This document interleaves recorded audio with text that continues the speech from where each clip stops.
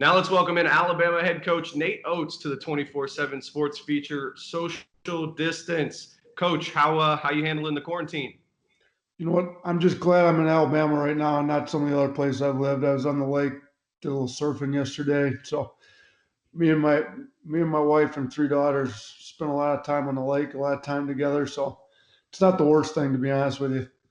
I understand that you're getting quite caught up on Zoom and Ethernet cables.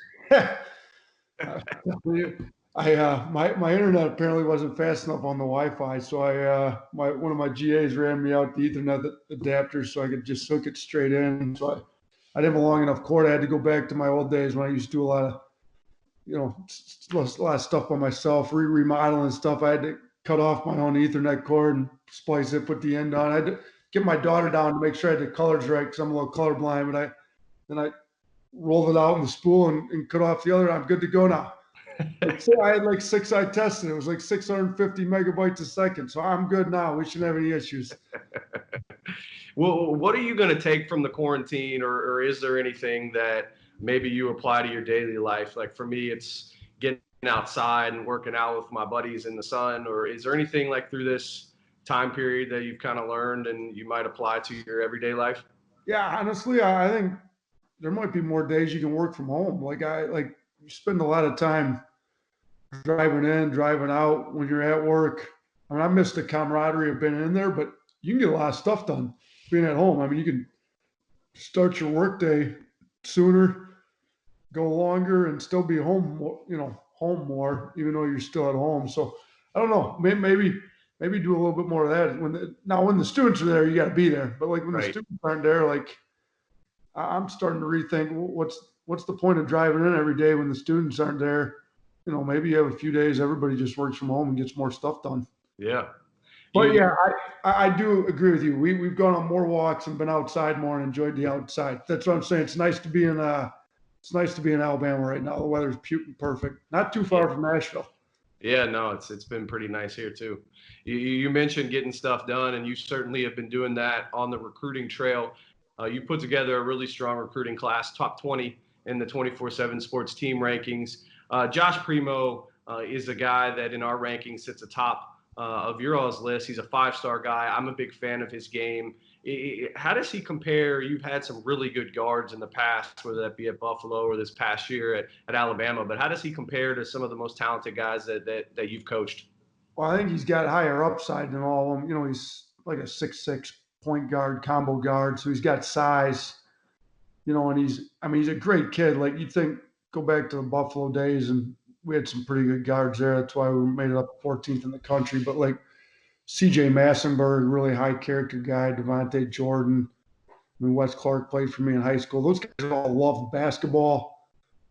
High character kids. Josh is the same way. He's just 6'6" and really athletic. So that's why he's projecting out a little higher than maybe some of those other guys. And hopefully we get him down here and he as good or better than advertised. I mean, he obviously has never done it at a college level, but he's played on an international level, playing on the Canadian national team. He's the youngest kid.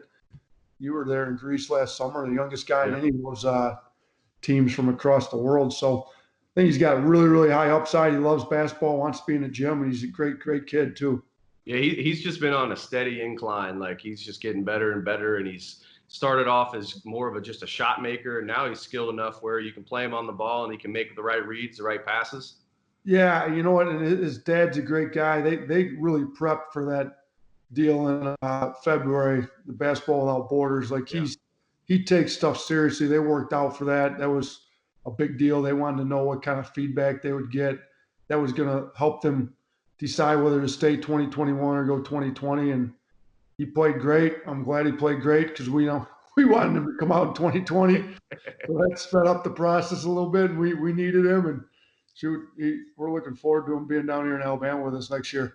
Your all's offseason has been pretty busy, and the transfer market has obviously exploded. You all were able to reel in arguably the best graduate transfer, or one of them on the market, a kid from Yale, Jordan Bruner. What type of impact can he make to your all's team next season? I mean, to us, he was the best grad transfer out there for what we needed. We needed a skilled big. We had like Primo had been committed. We've got Quinterly sitting out. Shackelford had a great freshman year. We've got other perimeter players, maybe if Petty ends up coming back. But we needed a big that fit our system in a bad way. He fits our system better than anybody that was out there. He's played at a high level. You look at his numbers when they played high majors. He played great. I mean, he had a triple-double. He's got one of 3 triple-doubles in Ivy League basketball history, the only one in Yale history. He was 2 assists away from another triple-double. So he's multidimensional, can really be a playmaker at the center spot. It's a real mismatch problem at the center spot. And in the Ivy League, they can't play as graduate students. So you kind of got a heads up on a handful of guys that are going to be grad transfers. And he was one of those because he had the redshirt year where he had to sit out.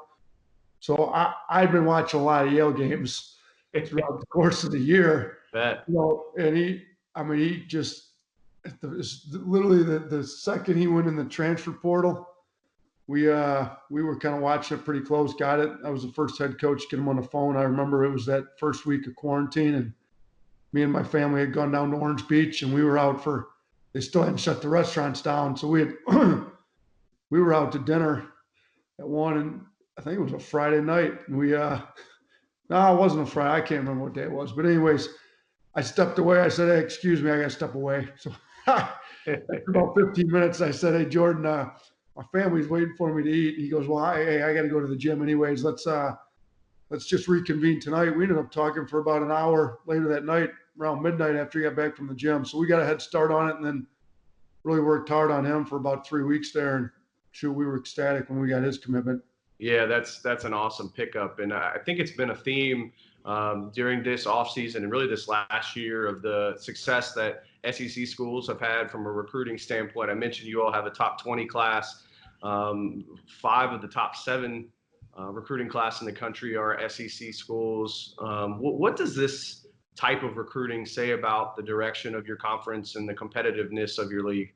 Yeah, I think when I took the job over, when Alabama came up and was trying to sell me on the job, and they talked about where SEC basketball got. Well, I knew basketball pretty well, so I knew where it got. I mean, Kentucky's always been at the top, but then you add in a team like Florida. You pulled off a lot of good recruiting classes. Auburn makes the Final Four. I forget what it is, maybe 7 or 8 of the coaches in the SEC have coached in the Final Four already. I mean, think about Calipari, obviously, and Bruce Pearl and Frank Martin, and now you got Tom Crean, and you go down the list. Rick Barnes has done a pretty good job at Tennessee. They've got a great recruiting class coming in. I mean, there's a lot of, Arkansas had a lot of guys, so there's going to be some competition. Buzz does an unbelievable job. I mean, there's no nights off in this league, and I think everybody's recruiting classes this year are kind of showing that it's not going to change from that either. Yeah, for sure. You mentioned Petty a minute ago. You obviously have some tough draft decisions coming up between John Petty, Herb Jones. What's the status of those two, and do you think there's a possibility you get those back? And if so, what type of impact would they bring when you mix them with the recruiting class, Javon Quinterly and Bruner sitting out? Yeah, I mean, they both still have to decide what they're doing. I'm pretty confident Herb Jones is going to be back. He was just so injured all year. He didn't really get a chance to show everything he could do, with all his injuries he had. So I think he knows it. This is the last time he could declare, though, and still come back. So it made sense for him to do what he did. Petty's one that's really up in the air. I mean, he's saying if he's not top 40, 45, like he's going to come back. He wants, which I think would be smart. I mean, if you get guaranteed money in the first round or early second round, some of those guys will get a guaranteed contract. Right. Other than that, I mean, he's talented enough. He could play his way into the first round. If he makes the same improvements from his sophomore year to his junior year, if he makes those same improvements junior to senior year, I think he plays his way into the first round for sure. So we're hoping. I mean, I shouldn't even say we're hoping he's back. We would be glad to get him back, but I really want what's best for him. And if he can get himself a guaranteed contract, then, we wish him well. He played great in our system. It helps us for recruiting down the road. But if we do add Herb and him both back with the recruiting class that we had and some of the guys that were sitting out, like Quinterly, like we'll be pretty good. Yeah. Kyra Lewis is getting first round buzz He's expected to stay in the NBA draft. He took a big step forward, I thought, this year, not only from a development standpoint, but from a production standpoint. Can you walk me through the development process with him over this past year since you've been on campus? Yeah, so we got the job. He was in the transfer portal before we got the job. We had to convince him to come back. Part of our talk and tell him to come back was, look, it doesn't make any sense to go somewhere and sit out a year. Like I think at the time he was projected like mid second round, maybe late second round, some picks. Like let's come back and let's try to get you into the first round, and Right. let's spend one more year in college and be done. What's the point of spending 1 year sitting out and then you got to play another year? And we showed him how we play. Our system fits you perfectly. We thought, he's fast. We were top 5 in the country in scoring each of our last 2 years at Buffalo. Played really fast. So, he came in. We started doing all our kind of player development. We do a ton of player development drills and transition and making reads and all this. And I mean, his speed is really, really apparent when you start doing some of those drills we do with the advantage drills. And so, I think then he had to get comfortable. If you look at his numbers, they got significantly better late in the year. Right. Shooting and everything. He had to get comfortable playing at the speed we want him at. He had to get comfortable with, we're encouraging him to break off plays whenever possible to get to the rim. Like, some of these guys get so ingrained and you have to run the play. Like, no, we don't have to. We run the play to get a bucket. If you can get a bucket in the middle of the play by breaking it off when you see the defense screwed up, that was some of the stuff. We did a lot of video work with them. Like, here's when you should have just broke it off and drove. Here's another, you go through, there's 12 to 15 times a game.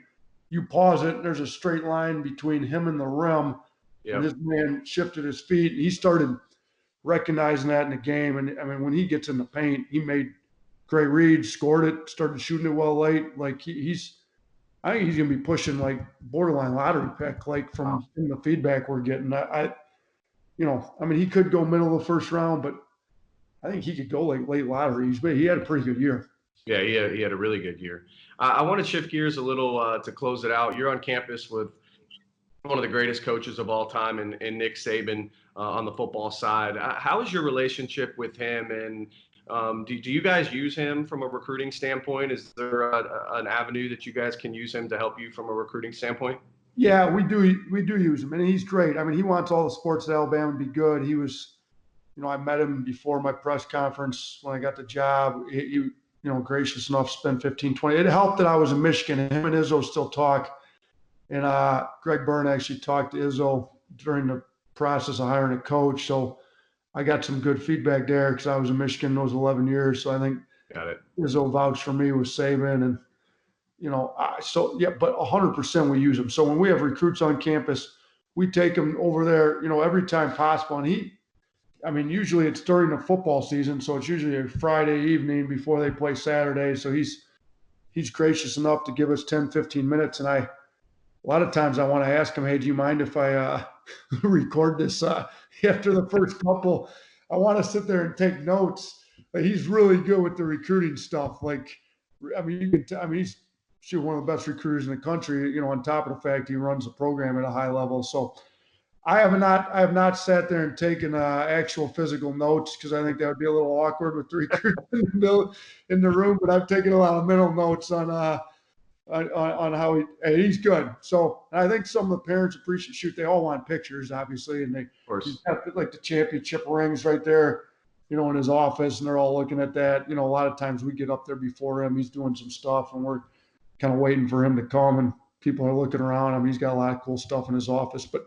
No, he's been great with the recruiting. Now, here in the spring, when we got all these guys to commit to us in the spring, there was no visit. So we didn't, now Primo had been on a visit, but they came during the basketball season. During basketball season, it's not as easy to get him because he's not always there. During football, when he's there, he every single time meets with us. He's been great that way.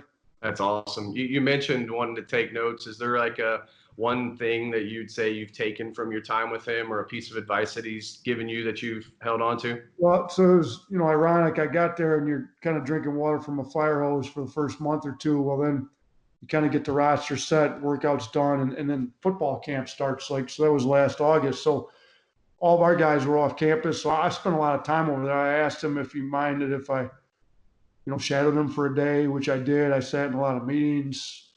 They have all the speakers come over and speak. Like last summer, they had Mike Tyson and Oh, wow.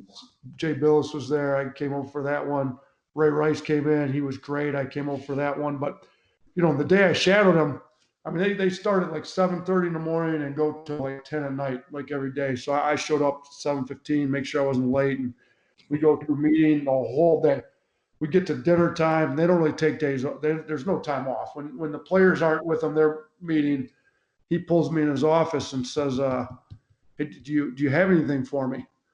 And I kind of looked. I'm like if you're asking if I've got something to suggest to you after spending the day watching you, like, no, you're out of your mind. I'm not even thinking that way. Even if I was, I wouldn't tell you. And I said, if you're asking if I have questions, yeah, I've got a lot of questions about how you do stuff. And so he kind of laughed and we went on. But I just think his attention to, and then I actually went on a road trip with him when they played in Atlanta against Duke. Oh, And nice.